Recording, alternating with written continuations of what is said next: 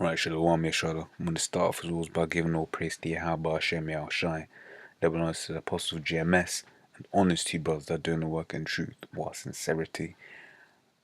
Gonna title this one, How Do You Respond to Romans 9? Got this from an article on renew.org, and I won't waste your time by reading all of it. I'll just read the opening paragraph, and if you want to laugh, you can go through it. It says the deterministic interpretation of Romans 9. Right, and deterministic's like, what the fuck does that mean? And once again, it's this Esau trying to bamboozle people. When you take a look at the Lashawan Tahar, for instance, it gets straight to the point, none of this fluffy stuff. Right, but it says, many people believe that Romans 9 demonstrates that the Most High has the right and power to save whichever individual he wants to save and damn whichever individual he wants to damn, which is correct. It's completely correct. There's nothing wrong there. When you read Romans 9 from the top, it says, "For I wish myself," from Romans 9 and 3 it says, "For I wish that myself were accursed from Yahweh Shai for my brethren, my kinsmen, according to the flesh, who are Israelites, to whom pertaineth the adoption and the glory and the covenants and the giving of the law and the service of the Most High and the promises, all the goodies spoken of to come are for the Israelites. The promises were for the Israelites. If you're not of the elect, you're not going to be saved. If you're not of the 1/3, you're not going to be saved. And if you're a heathen, you're damn sure you're going to be saved. All you have to look forward to is 1,000 years of slavery. And if you're an Edomite, all you have to look forward to is 1,000 years of slavery and extermination. Right, and I'm going to jump down to verse 8, because the main problem is this, this geezer's trying to, he's trying to keep hold of that free will. But there's no such thing as free will. Free will doesn't exist. The Most High is in control of the whole game. It says Romans 9 and 8. It says that is they which are the children of the no, I'm going to start from 9, Salakia. It says, "For this is the word of promise. At this time will I come, and Sarah shall have a son.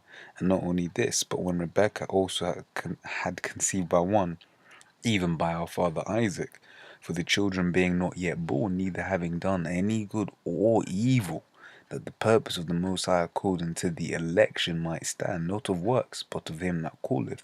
It was said unto her, the elder shall serve the younger. As it is written, Jacob have I loved, and Esau have I hated." And that's quoted in Malachi 1 and 2, right?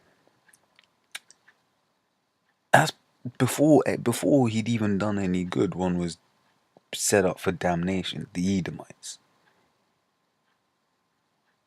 The Most High here says he hated Esau before they were even born. That means Esau would end up doing stuff that the Most High would then therefore justify his hate. He touched the apple of Esau touched the apple of the Most High's eye. And the Most High he has to recompense. He has to recompense him greatly for that by way of extermination. He says, "What shall we say then? Is there unrighteousness with the Most High? God forbid." Then hell no. It says, "For he saith to Moses, I'll have mercy on whom I'll have mercy, and I'll have compassion on whom I'll have compassion." How can you be the Most High, but you can't. So it's verse 16 says, "So then it is not of him that willeth, nor of him that runneth, but of the Most High that showeth mercy." The Most High can choose whatever he wants to do. He's the Most High. Well, let me say that correctly. Yahweh, which is his real name, and his son's name is Yahweh Shai. And when you're praying, you have to pray Yahweh Ba'Hashem Yahweh Shai. Yahweh in the name of Yahweh Shai. It says, "For the scripture saith unto Pharaoh, even for this same purpose have I raised thee up, that I might show my power in thee, and that my name might be declared throughout all the earth." And when you read Ezekiel, the 34th chapter, I believe, the same sentiment goes out.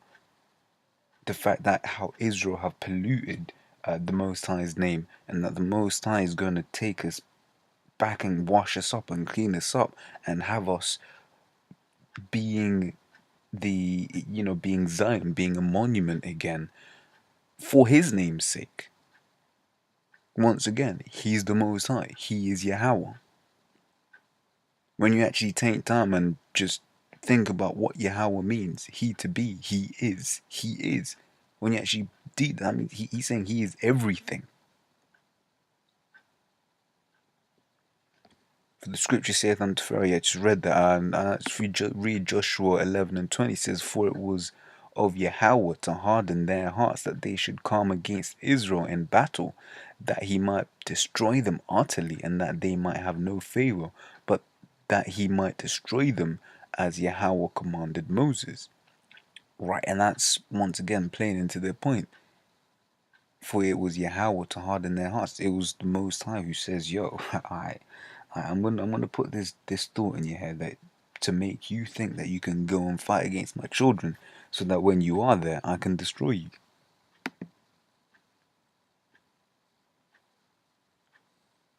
Thou wilt say then unto me, why doth ye yet find fault?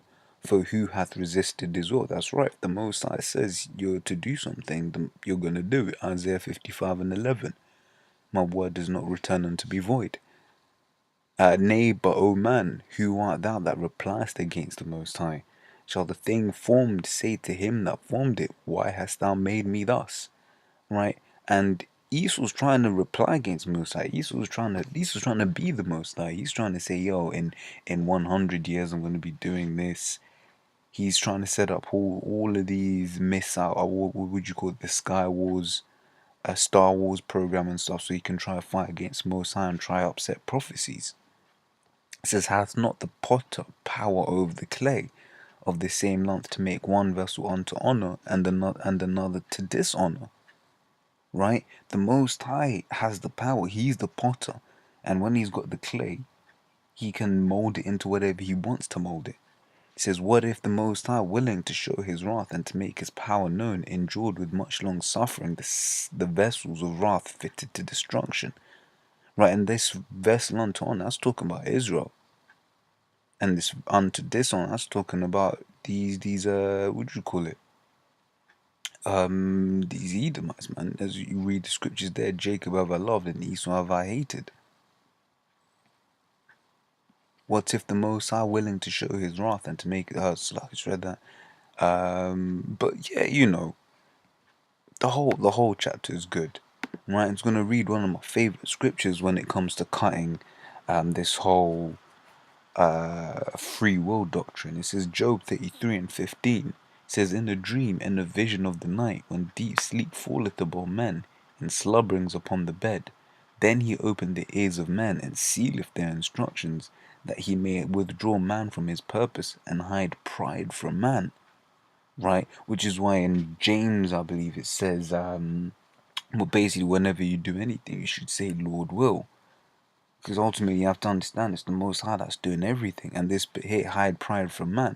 That's one thing that you always have to remember and learn as well, in that whatever you've achieved, whatever you do, is actually the Most High that did it through you. You was just a vessel. If you break down something, really and truly, you have to give thanks to the Most High. You ain't supposed to be getting proud and saying, yo, I broke this down, I broke that down.